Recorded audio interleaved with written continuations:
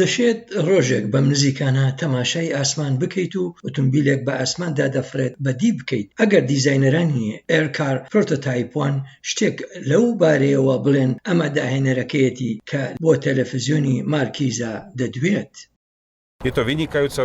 کارێکی مەزنە کە یاسا ڕێگەی بە شتێکی لەم جۆرەدا، ئەوەی لە شوێنێکی خەیاڵیەوە بچیت بۆ شوێنێکی واقعی. ئەمە ئامانجی ئێمەیە کە بەرهەمێکی ڕاستەقینە دروست بکەین و ڕۆژێک بێت بتوانین بیکڕیت.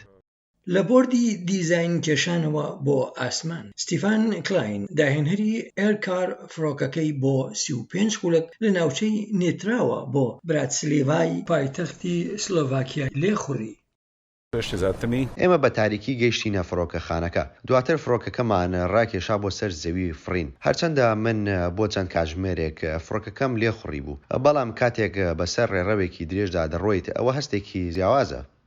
فڕۆکەی ئێرکار بە هێزی 160 ئەسپ باڵەکانی بەرەو ناوەوە دەکشێنرێتەوە و دەنوشتێتەوە. پتر لە 40 کاتژمێر لە تاقیکردنەوەی فرینی تەواو کرد و ئەو پەڕی خێرایەکەی لە هەوادا گەیشتە 190 کیلۆمەتر لە 1 کاتژمێردا. لومبیر پالساک لە ئینستیتیوتی سلۆڤاک بۆ لێکۆڵینەوەی گواستنەوە بە تەلەڤیزیۆنی مارکیزای گوت هێشتا ئەم پرۆژەیە لە قۆناغی سەرەتاییدایە.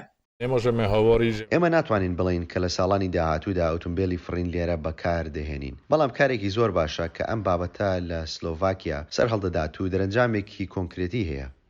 تاقیکردنەوەکەی فرین ماوەی گەشتەکەی لە شارێکەوە بۆ شارێکی دیکە کردە نیوە و 142 نیشتنەوەی سەرکەوتوانی تۆمار کرد. کلاین ڤیژن دەڵێت هەنگاوی داهاتووی دروستکردنی فڕۆکەی پرۆتۆتایپ 2 دەبێت بە هێزی 300 ئەسپ و بە خێرایی فرینی 300 کیلۆمەتر لە کاتژمێرێکدا و بتوانێت مەودای 1000 کیلۆمەتر بفرێت.